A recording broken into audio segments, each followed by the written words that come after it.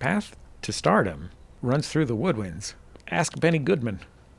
Oh, I thought you were Yoda in me for a second. Get that clarinet going, then you'll be a star, like Andre and the guitar. This is your rap. You freestyling right now? Jesse.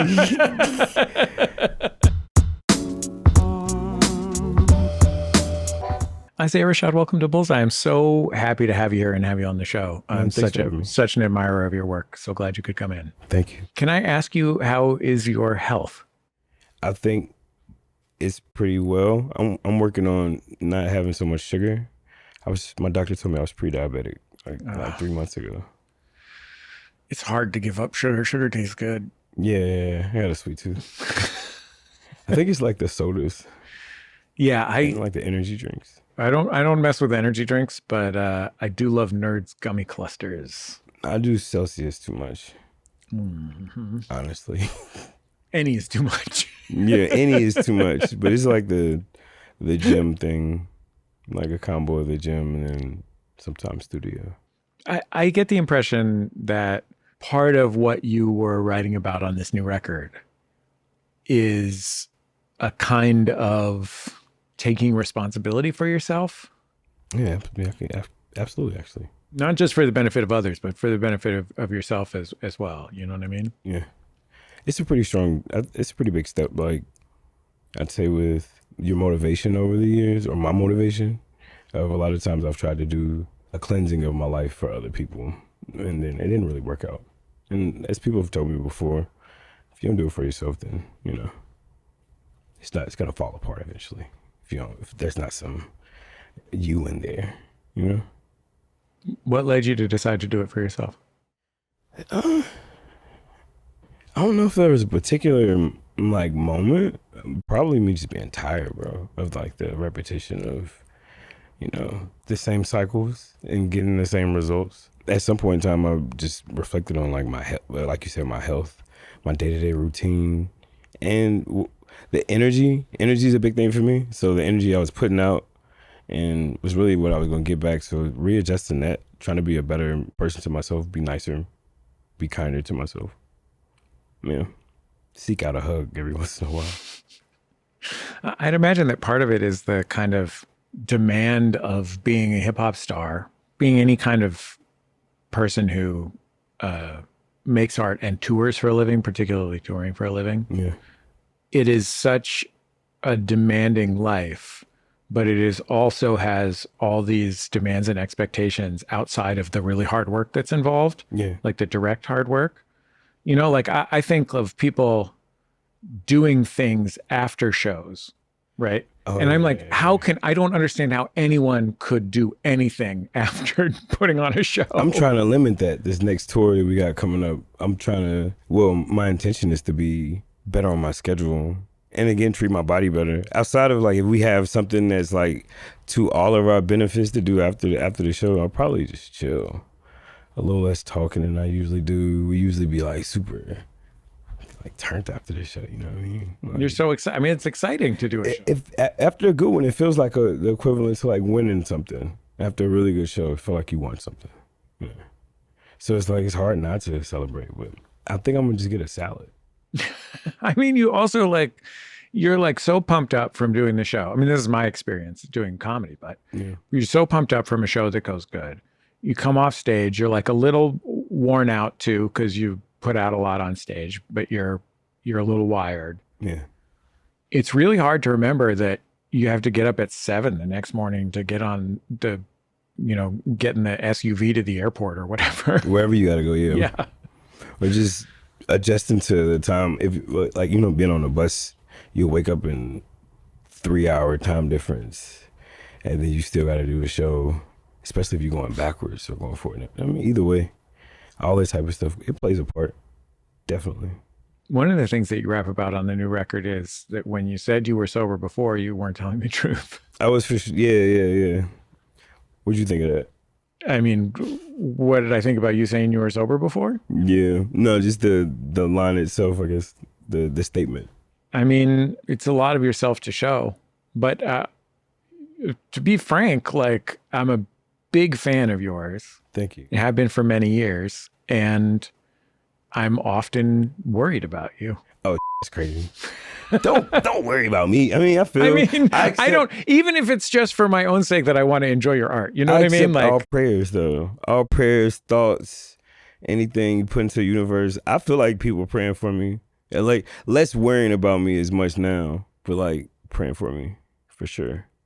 I feel that. I feel like I wouldn't say signs, but maybe signs. I see signs. I see, you know what I mean? And I feel like somebody's covering me. Somebody's looking out for me. So I appreciate you. I appreciate the worry a little bit. I mean, I'll say like when someone leaked sex tapes of you on the internet and oh yeah, and you may remember. Yeah, I'm like, oh yes. But like when someone leaks sex tapes of you on the internet and it was you and guys, yeah, and that remains a big deal in hip hop particularly, but just in general, having sex tapes leaked is a big deal. Yeah, and like a horrifying ordeal.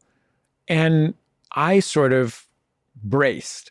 I really braced. I was like, oh man, is this going to really tear up Isaiah Rashad's life and career because I love your music so much? I feel like it's always about how you respond to things that happen to you.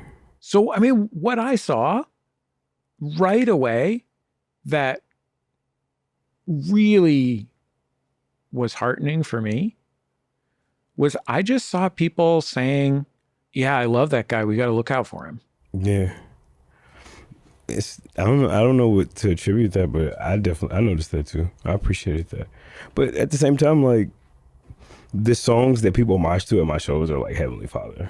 It's like very joyous things, you know? Like the overly aggressive tracks, they get like their play, but like the We Are One United songs in my catalog get like the most amount of response. So that was cool to see that reflected in the audience, for sure. Love y'all, by the way. I mean, I don't mean to diminish the horrific trauma part of it. Yeah. Either. Yeah. I guess I don't think of. I'm very much so a person that's like everything happens for a reason, and you know I'm better for it, more or less. You know, I would see like besides like the universe forcing me to like put a mirror up to myself and be like, you know, how do I want to be, or how do I want to represent myself, or what do I want people to know about me? You know, it's like. Besides that, it was kind of somebody kind of pushing me out the nest with myself again. The universe doing that. Yeah. I feel like if I was your therapist and you said that to me, I would nod meaningfully and write something down. Mm-hmm. But then I would just look at you for follow-up. I mean, that's what it is, though. More or less, like, you know, I feel so like when I'm in my right mind, I feel like so connected to something that seems to be leading me. And when I don't want to do something that in my heart of hearts know I probably should be, like, I'm a pretty transparent person anyway. And though I feel like I do deserve like privacy, it's like, if that's like the only thing that I'm not telling my audience, like, why not? Or sharing with, whether it be like not necessarily like a sexual experience, but just, you know, the curiosity, the not knowing, you know, I'd share all these other parts of those same phases with different, you know, subject matter. Why not? And it just really made it easier for me, more or less, like walking into the studio, at least like especially after putting out the album, like the music that I've been making since has been like, oh, this music's like easy again. It doesn't feel like an obstacle. And I don't feel like an obstacle more than anything else. You don't feel like an obstacle to yourself? Mm-mm. Like, and that's pretty big. Like, I don't feel me stopping myself for like imposter syndrome, self-doubt. It's like, I am who I am. And I like it. I'm enjoying it, at least like as I try to be healthy. That's a huge change in a way of being in the world. Yeah, it's hard to, I don't know. I mean, that's something that I struggle with, and nobody has ever published a video of me having sex with my wife onto the internet. Oh, yeah. Yeah. I guess it's like maybe it's there's a survival thing involved in it too, where it's like, you know, I could either go out sad and implode every day and why me? or whatever. I was like, what? So what's the reasoning for all this? Besides my irresponsibility with my own material, like besides that, but just how can I make this make sense to me? And I have. It makes sense. I don't think about stuff too heavy. After I've come to like a endpoint, or you know what I'm saying, like I put a pin to it. It's like, okay, it is what it is. That is what it is. Did you hear privately from people that you knew, like, hey man, we have you? Oh yeah, of course. Immediately. That was like everybody in my call log in my phone.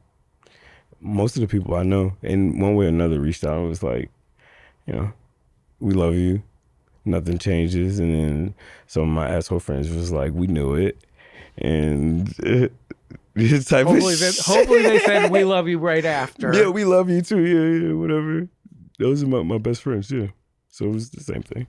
Plus, with a lot of my family, a lot of my family knows not like the recklessness I was doing, but they knew like where my life was at.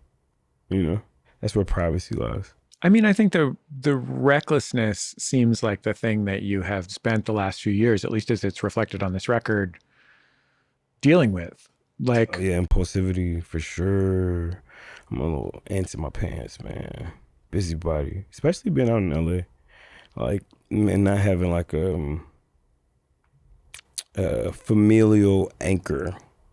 Well, LA can be an alienating. I mean, speaking as an Angelino or a person who lives in LA, yeah, who's not native to LA, it can be kind of an alienating place, just sort of geographically, culturally. It's just such a big place. And it definitely, your day-to-day mindset can definitely play a part heavily from where you live at out here. People stay to their houses in a way that they don't in a lot of other big cities. You know, there's just less being in the world and interacting with people. Yeah. What does Tim call it? My little brother, third spaces?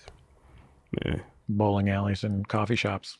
Yeah, or it's like behind a paywall out here, some type of way.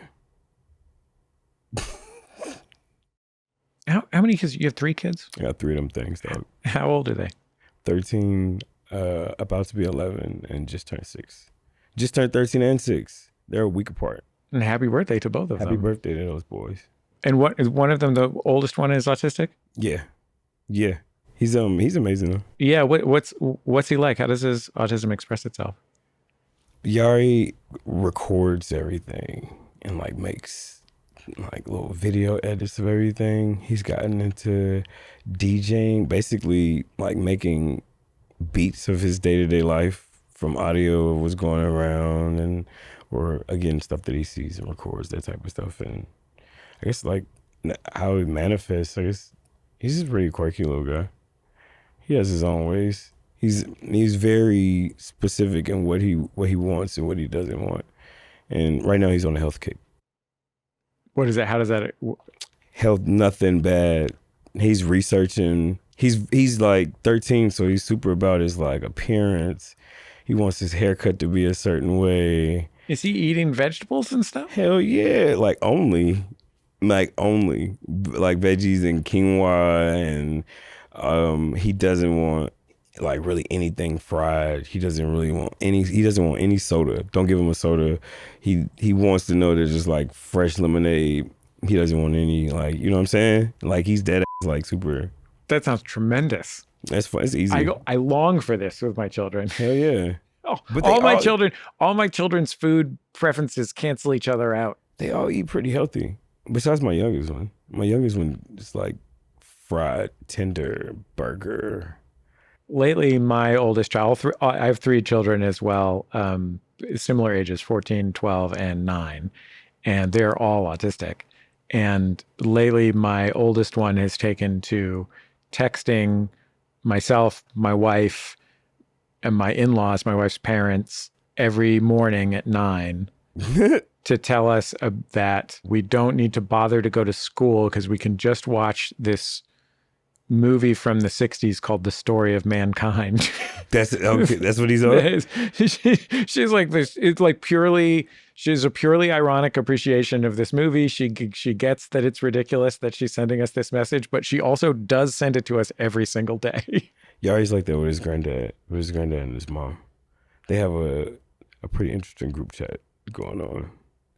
Me and him are like kind of utility. We like just do. He communicates a lot with them though. He grew up a lot in Tennessee at first until he started so he lived with me out here. It's been cool. It's been different, man. LA's different, but he likes this type of stuff. He likes all the activities we can go to, especially the museums. And he's pretty heavy on that type. He needs to be outside. Like he wants to be on the go. He wants to see something. You know what I'm saying? Get his stimulation. You got a record with SZA on the new album. Yeah, man. It's a beautiful song. And I was so thrilled to read that one of the inspirations for the song was a Prince song called If I Was Your Girlfriend. Hell yeah. That's my favorite Prince song. I mean, for real? Yeah. Yeah, me too. 100%. And it's one of probably my 5 favorite songs of any kind ever. Yeah. I've played it out the past year and a half for sure. I've been trying to give Mona Leo, a rapper, I've been overplaying like her new song, Everything Pinker. It stopped me from playing so much of it, but yeah, totally identify. I interviewed Wendy and Lisa once from The Revolution. Ooh. And someone had asked one of them on a red carpet whether Prince was gay. And they said, no, he loves women. He's more like a little lesbian. Jokingly, they are both lesbians. Yeah. And they love Prince and loved him. And it had ended up with, they were like legally required not to say anything about Prince for like 5 years. Jesus. And I asked them what they meant by that. And they said, there was something that he craved about the intimacy of women's relationships with each other, not just romantic relationships, but including romantic relationships. And that's kind of what that song is about. It's kind of about his desire for or admiration for the kind of intimacy that women sometimes have between each other that is more difficult for men to access often. Yeah. For whatever reason. And it's like such a visceral song for that reason, for me anyway. Because it's about like a kind of transformation of the deepest part of yourself. Yeah. And a longing for something. What do you hear when you hear that song? I mean, you kind of hit it on the nose. It's almost everything except like let me be in your skin, like type of closeness. Like it definitely is like, I didn't think of it as, I didn't think of that perspective though that you said regarding the desire, the level of intimacy that women have with each other. And I'm like, damn, I really thought, I was thinking of it of like having that relationship kind of specifically with a woman. But then I expounded out of that. But like, that's a crazy perspective. That's a crazy, I never thought of it that way, but I get that and I like that. It's also kind of like a scared thirstiness in that song, like a sort of jealous intensity, that is very Princey, I always when I listen to it, it always felt like, yeah, it's like what I said, like it's like why can't I have every part of you? Why can't I be your best friend? You're like, you're more or less your everything. And it kind of, after I made my little tune of it, it put me in a place of kind of really looking for that. After moving on from the album, looking for, instead of running, because I've been in and out of relationships like most of my 20s and everything, and running from difficult points, too many arguments, instead of me like adjusting my approach, I kind of just ran away. So definitely like the Prince, like that kind of music, and trying to make that kind of music kind of centered my brain as to wanting, like, you're married. Yeah. Like I want to be married, but then I don't want to be married because like something about like the artsy fartsy part of myself is like, it feels like a leash. But I want, like, my parents are married. Like I romanticize having like they're like that. Like they're the biggest Prince fans, and they're like, their intimacy and like they're really the definition of best friends. So I kind of want some of that. I mean, honestly, being married rules. See? To be frank with you, there was a moment when I was going to get married to my wife, and I was like, uh-oh, if I marry my wife, that means that we're going to be married until we die or whatever, or until it goes bad. See? Either one. Both of those are terrifying. Maybe I shouldn't get married. Ah! But then I was like, come on, dude, what are you going to find a different, better person to marry? No, you love this person. I guess. And then when I married my wife, I was like, yeah, this rules. How long you been on each other? We've been together since we were teenagers, since we were 17. See, that's that dreamy bro. That's that. We're very dreamy. Yeah, that's very movie-esque. She's also super pretty. That helps. That definitely helps. Is she is she like a writer or anything like that? Does she do anything similar to what you do? She's a published children's book author. That's tight. These days, mostly a parent though. Very cool. Work-wise. It seems like, 3 kids, at least on my side, it's pretty difficult. So I imagine 3 kids like at one time. It's brutal. It's brutal. My kids are wonderful, but it's brutal. Yeah. I would imagine that it is hard to seek that kind of stability when you're using. Yeah, it's like you kind of want people easy to run. It's and then it's easier when the duality of the problem is it's easier being around people who are using or who are okay with using, but they're also problematic to your health too. So yeah, and those relationships aren't the same once you're sober at all. Like none of my relationships are kind of have the same dynamic now that I'm in a clear mindset. I don't like any of it. Like a lot of the stuff I used to like, and that's weird too. I'm kind of on like this dopamine cleanse where I'm just trying not to even seek out too exciting of things besides skydiving in like a couple weeks. It's gonna be kind of crazy, but definitely trying to just cleanse, like reading and writing. Like writing, my brother is like super, like he's younger than me, but he's been like a heavy inspiration for me on just the analog aspect of life and just putting hands to everything. So just waking up, writing. I have my camera and everything, trying to, just trying to stay off my phone as much as I can. I'm like a death scroller when I get into it. And I'll find just the dumbest the rabbit hole. I end up looking at people saying mean things about me. I gotta really be in a bad mood to like look for somebody saying something about me. Like, really. I'm happy to hear that because it sucks. It's a bad habit. Yeah. You seem pretty cool, man. Thank you. Why you on that? I appreciate that. Yeah, come on. A lot of people like me. Yeah. My wife. That's the most important. Mm-hmm. Yeah. My mother. Isaiah Rashad likes me as far as I can tell. I with you. Thank you. Yeah, man. I read that the record that changed your life when you were a young teenager was ATLiens, that Outkast album. Is that true? Man, there's some truth to that. But yesterday I was listening and it might have been a little bit of Preacher's Son from Wyclef and a little bit of Carnival from Wyclef too. Those Outkast, Fugees, Wyclef, Badu, Pinnacle. But definitely ATLiens. I should have let you finish your question. No, I was asking for whether that was the case. Close. Like, it's kind of an amalgamation of all of that. I didn't realize, man, I was listening to Gone to November yesterday, man, and I'm like, damn, this is my whole like low-key, I'm like, I need to get more, like, when people ask me, I need to get more praise to Wyclef. I mean, I've had a similar experience where for decades, I felt as though I should be a little embarrassed about how much I listened to both of the Arrested Development albums when I was 11 to 15. What's wrong with that? So here's the thing. So I happened to be in a grocery store and Tennessee came on. And I was like, this song rules.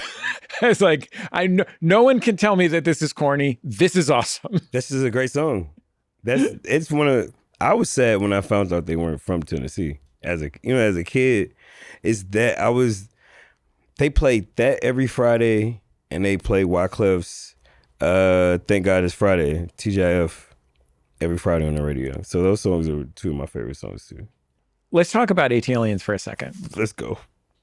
There's parts of that record that I think about flour and water to make that slow dough every day of my life. In my partnerships, creative partnerships in my life. Yeah. Coming together like flour and water to make that slow dough. Big Boy. Yep. Shout out to Big Boy. And he don't get enough praise for his attributions. We love him here on Bullseye with Jesse Thorn. Shout out to his home dyed clothes that he wore in high school. Shout out to Rit dye that he used to make them, and the outfit that he called his Raspberry Surprise that he told me about one time on Bullseye. The thing that to me is so special about that album in particular, even more so than their first record, which is also an incredible album, especially when you take into account that it's high schoolers making it. I know, is how much of themselves they share, how much of their hearts they share. Elevators was a single. You know what I mean? No, that was crazy. Not the first time, I fell in love with it when I was going through a chopped and screwed phase when I was like 12, 13. And that's how I got back into Outkast, from listening to the Southern Playalistic. My cousin just had like 3 of the other albums screwed. And I guess that probably attributed to it. Listening to it slow and hearing every word made going back and listening to it how it was like crazier. And I'm like, ATLiens, I'm looking at the wrong one. And chopped and screwed versions of albums are records where DJs have slowed the BPM down. Slowed and a lot of times chopped. Like you got to check it out. You might hear like the first, it's a DJing technique. So you'll hear like they'll either bring back their favorite part back like 6, 7 times, or it's the song's usually extended to about two extra minutes when you play it like that. It's a crazy way to listen to it, especially when you get a good chop DJ. Shout out to that. Was part of what inspired you as a 13-year-old or however old you were, that really intimate, personal, open-hearted quality that they bring to those albums? I think it was the aesthetic. As a kid, we didn't have cable. So whenever I got to go to somebody's house that had access to that, I was always on the music videos. And they just look cool, man. And they look like they were manifesting some other shit. And when I actually got to listen to it, around 13 is when I actually just started listening to lyrics. And that, just how they painted it. They were so close to me. Like Savannah and just Atlanta, it's only an hour and a half from Chattanooga. So the things that they were saying and the places they would bring up, it's places that we have family in Lithonia, and it made it seem very possible to me. Everything from that era, even Usher coming out of Chattanooga and the My Way stuff when we were little. Well, when I was little, it was so anything's possible. If they can do this, anything possible. I mean, you were of an age where I imagine that you can both remember when the southeastern United States was not on the map of hip hop music nationally. Oh, yeah. And when it was, you were still a kid when it was the center of the map. Oh, yeah. 10 years later. I remember it wasn't too long ago that Wayne and T.I. and Ross were promoting the relevancy of the South in 06, 07. That shit was still happening. But then all the craziest tracks came out of Alabama and shit. The things that lasted, from Throw Them D's to all that type of shit to random. It might have been, to some people, it might have been considered and today, having a hit that big, I don't think you would be considered in rap a one-hit wonder. So it's crazy, back then, But from that to A Bebe, shout out to DJ Bebe. I met him last week. It was kind of crazy. So all them kind of things. It seemed like we've been always trying to stake our claim, and they've always had like somebody's been on a billboard or in the radio the relevancy when it comes to just how much people love some shit. But yeah, we've been putting it down forever. It just sparked. I think Atlanta having like such a hub, being such a hub, made it something that you couldn't like get away from. Can I ask you a question? Is it, you're in this new part of your life, you're talking about keeping your head clear. That is a really different space to create from. Is it comfortable for you to create from there? I like challenges. So it's uncomfortable like initially, but I was going through that like during the album too, during the latter half of the project when I was like done, like getting my little cleanse out. It's like, so how do I toe a bow on this? You know what I mean? Tie a bow on this and get it together. Every time I go to the studio, it's really just trying to make sure the couple hours I spent before wasn't just doing nothing and kind of like filling my brain with something, and just so when I go and step into the booth, I'm just enjoying everything I've been doing. I've been enjoying, and I could just regurgitate it. You know, like especially when I'm not going about some in like a conceptual kind of way. We just flowing. My homie Julian, my little brother, a couple, whoever else is coming in to help us. It's been just about how can I make something without the trauma. And that's a challenge in itself. And we've gotten a handful of demos done that have nothing to do with drug use, like at least on like a surface level, like kind of way, where it's just some of it's about being a parent, some of it's about just, you know, enjoying myself. The last album didn't have like a lot of music that I'd say was catered to like a barbecue. And I'm like, you know, it's like summer and stuff. So I've been trying to make music that I want to listen to outside in that kind of realm too. Like I said, I'm open to challenges. So it's a welcome challenge that especially it's like, I've been saying this like so many times, especially since it's just being happy. If that's the challenge I got going on right now, or being satisfied with my day enough to just like go around, you know? Have you had times in your life where you just didn't want to write comedy? Or it was very hard for me to be quiet and feel comfortable. Yeah, that's cool. I can relate. I guess as close as comfortable as I can be. Like just trying to not dwell on like the worst, especially when like life doesn't suck in reality. You know, I'm about to go on tour and see all these people who have a crazy appreciation for this work that we've put in. And it's like, so when I'm at the studio, it's like, I don't want to give them like the blues every time. And I think I gave them a pretty heavy-handed amount of the blues with this last one. So it's like, how can I use this skill to like low-key impress myself? Impress like the youth in my mind, the young dude that wanted to do all this stuff in the first place, that didn't care about and subject matter or any of that. It just was in love with just rhyming, or in love with like finding new pockets that nobody else could hit. Like it's like that. It's like skating, skateboarding. You know what I mean? There's something that you have talked about when you talked about this new record that I have not heard a lot of people in hip hop talk about. And it's basically this.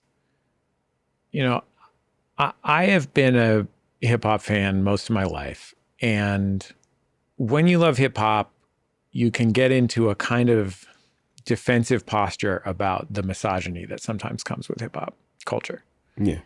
Because you don't want to let that flush away the impact of the extraordinary art that is being made. And because you feel defensive about the fact that you might be complicit in it. And for many, many reasons. Yeah. And when misogyny in hip hop is discussed, it's often discussed two ways. One is scoldingly, judgmentally, dismissively. And one is dismissively the other way around, which is to say, like, look, we're all just having fun. It's not that serious. It's not even really misogynistic, whatever, right? And, you know, within hip hop, it's often like holier than thou or completely dismissive. Yeah. And I have read you a couple of times talking about this record say, I said stuff that I'm embarrassed of and wouldn't say. Yeah, man. Totally lean. It's easy just to lean on, like, I guess it more or less lean on misogyny when you're trying to fill in lines. Because it's all, being young, especially when you start, it's like, what do you know? As a 17, 18-year-old, 19-year-old, 20-year-old, what do you know to fill in this gap of material? And I feel like a lot of times, instead of us exploring the curiosities, or even like being able to put that into words that I don't know, but I want to know something, or just like coming at it, even in like just the emotional side of it, so cold, like we don't need anybody, or that nothing really matters outside of whatever we're trying to gain. And that's not a reality of how most people, you meet a lot of these people, a lot of artists, like, we're the most emotional, needy kind of people. And I feel like it just comes from a place of hurt, more a place of insecurity. And I would say, you can tell me if I'm barking up the wrong tree, but I would say when I heard you rapping about that in the past, I heard you in large part rapping about yourself. That those expressions of misogyny were ways of talking about your own discomfort and pain. But that also isn't to absolve you of them. Like, they still have the same impact. You know what I mean? Like, and I didn't like, more than anything, bro, I just didn't like when I was at a show. And again, I go from like this Heavenly Father, I use that as an example because that's, what I mean? And then I go to like just whatever other type of song, and the material be so different.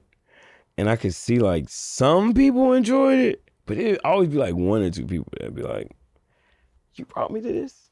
Like, you know what I mean? I didn't know this. I thought they was just doing this. I didn't know he was doing this too. And it's like, there's duality to the human, you know what I'm saying? The human experience. But at the same time, it's like, I guess a good part of it is being able to show my audience or the people that look up to me like growth. Yeah. And not like faking it. It's like I really was like, this is gonna be my detriment. If I come out and if I'm hitting on these angles, especially like with how I live my day-to-day life now, it's not a reflection of it. So why am I doing it? do you want to be a big rap star? Yeah. I used to be afraid of saying it, but like, yeah. I don't know if I want to be like in everybody's face every day, but I want my music to reach as many people as possible and affect in a positive way as many people as possible and bring people together. So yeah. If you mean stars and gravity. That's not what I meant, though. That's what I meant. Okay. Yeah. I mean, like, big rap star is a difficult and unpleasant job in many ways. I mean, that's why Andre quit. I feel like, yeah, it's when you don't have boundaries. I don't feel like you got to be outside every day. I feel like there are people who've showed me that you don't have to be doing everything to be relevant. I just want to make the best music possible, and I feel like that'll enforce the gravity, That's it. To me, a star is gravity. It ain't, we all gonna shine, man. You can't outshine each other. Which is who can bring the most people to the show. That's the only sport part of it. That's the only part I like. Sporty wise. Outside of that, it's all expression and not really a lot of competition because I don't really know who I would like compare my music to. I kind of wrote myself into a corner with that. I'm working on collaborations though. Well, Isaiah, I'm sure grateful for your time. Thank you for coming, and thank you for your done? wonderful records. I really love them. He's kicking me out. No, thank you, brother.